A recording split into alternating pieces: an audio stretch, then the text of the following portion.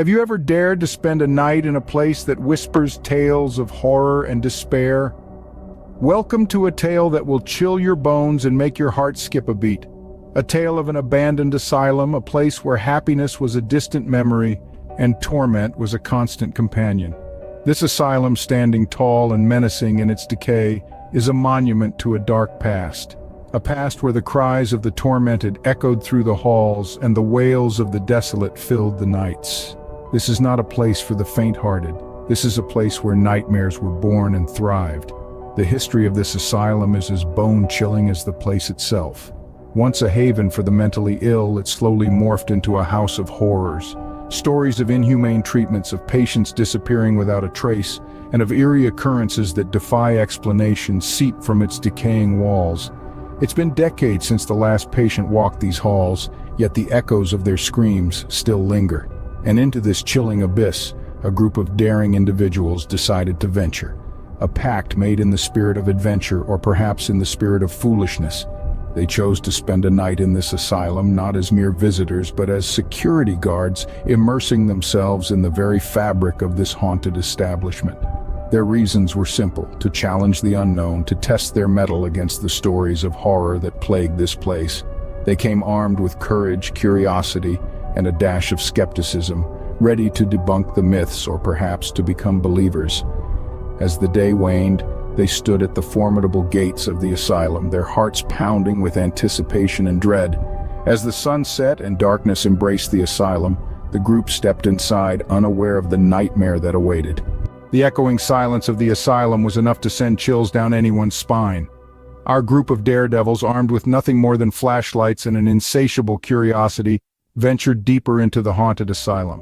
The air, thick with the smell of decaying grandeur, was an oppressive reminder of the asylum's sinister past. As they traversed through the long-forgotten corridors, the only sound was the soft murmur of their own breaths and the occasional screech of a rat. The eerie silence was as suffocating as it was terrifying, the darkness a monstrous entity swallowing them whole. Then, out of nowhere, a child's laughter echoed through the desolate halls. It was a chilling, spectral sound that seemed to come from everywhere and nowhere all at once. The laughter, so out of place in this grim setting, was a chilling reminder of the asylum's horrific history.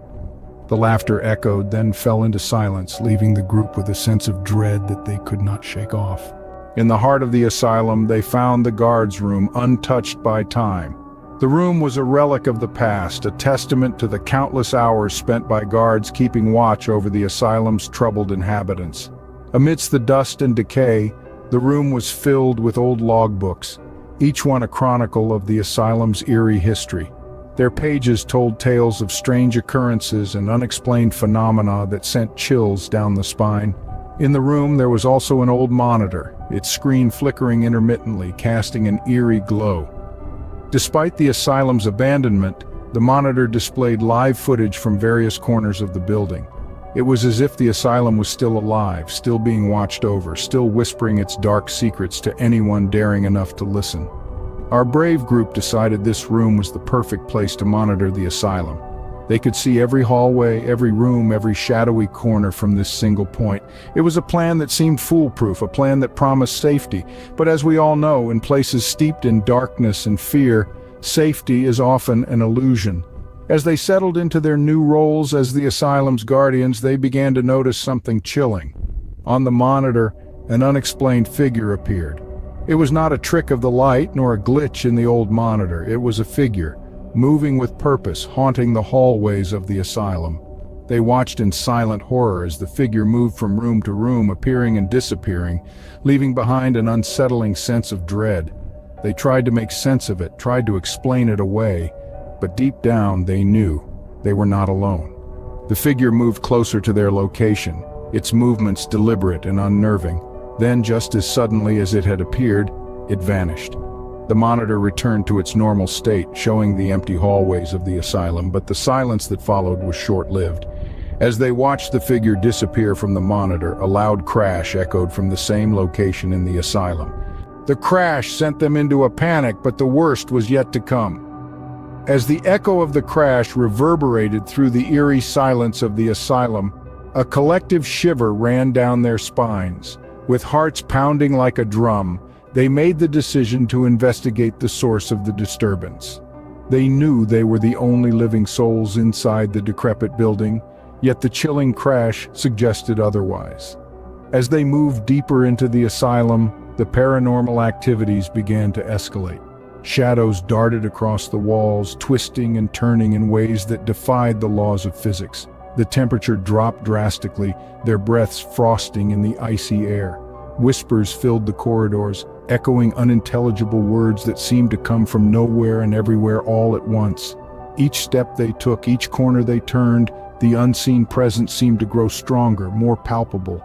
The fear was no longer a creeping sensation at the back of their minds, but a tangible entity that clung to them like a second skin. It was as if the asylum itself was alive, its unseen presence breathing down their necks. They could feel the weight of unseen eyes bearing down on them, the chilling sensation of invisible fingers brushing against their skin.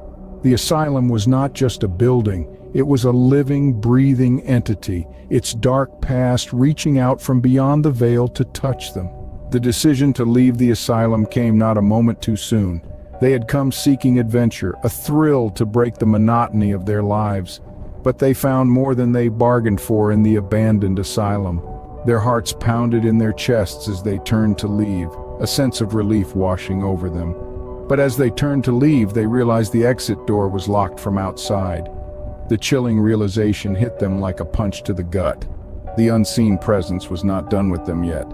The true horror of their situation was just beginning.